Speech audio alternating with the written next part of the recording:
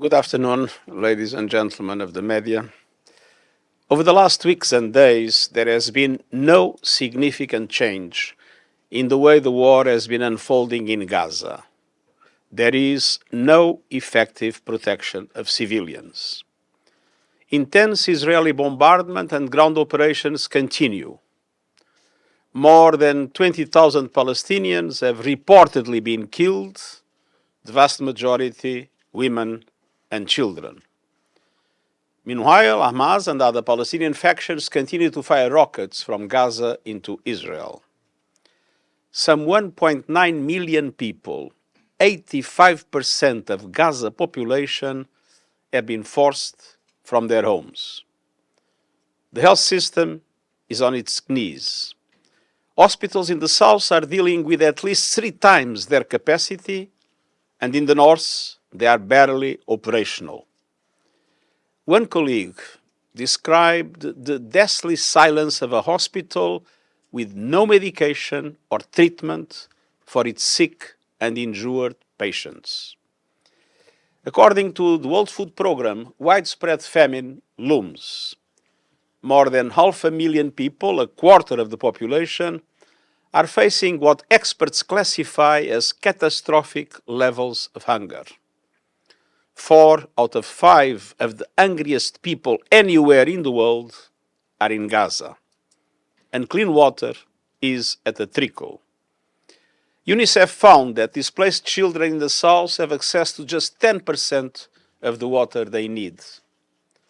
In these desperate conditions, it is little wonder that many people cannot wait for humanitarian distributions and are grabbing whatever they can from aid trucks. As I warned, public order is at risk of breaking down.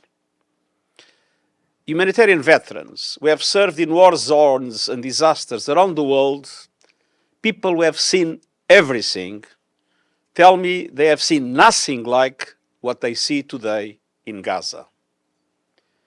Israel began its military operation in response to the horrific terror attacks launched by Hamas on 7 October. And nothing can possibly justify those attacks or the brutal abduction of some 250 hostages. And I repeat my call for all remaining hostages to be released immediately and unconditionally. And nothing can justify the continued fire of rockets from Gaza at civilian targets in Israel, or the use of civilians as human shields. But at the same time, these violations of international humanitarian law can never justify the collective punishment of the Palestinian people, and they do not free Israel from its own obligations under international law. Ladies and gentlemen of the press, many people are measuring the effectiveness of the humanitarian operation in Gaza based on the number of trucks from the Egyptian Red Crescent, the UN, and other partners that are allowed to unload aid across the border. This is a mistake. The real problem is that the way Israel is conducting this offensive is creating massive obstacles to the distribution of humanitarian aid inside Gaza. An effective aid operation in Gaza requires security, staff who can work in safety, logistical capacity, and the resumption of commercial activity. These 4 elements do not exist. First, security. We are providing aid in a war zone.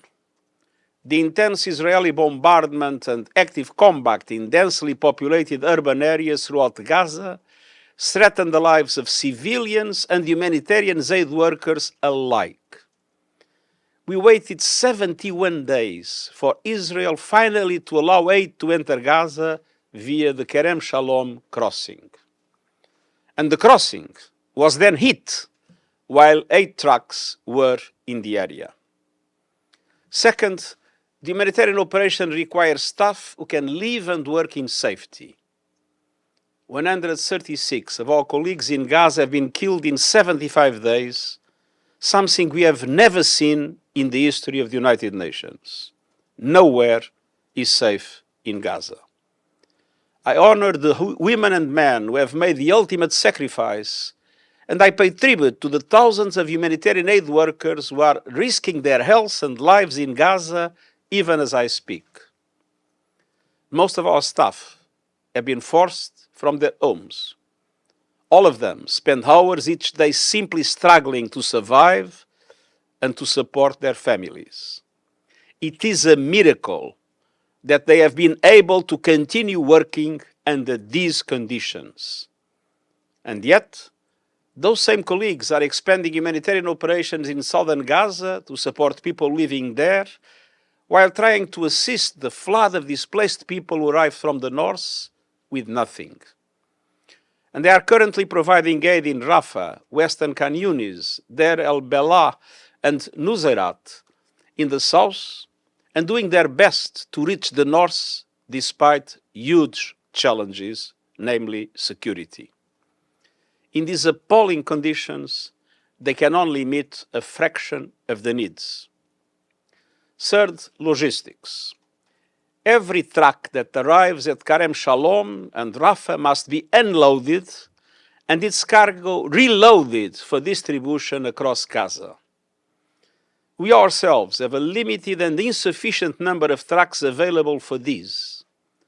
Many of our vehicles and trucks were destroyed or left behind following our forced, hurried evacuation from the north, but the Israeli authorities have not allowed any additional trucks to operate in Gaza. And this is massively hampering the aid operation.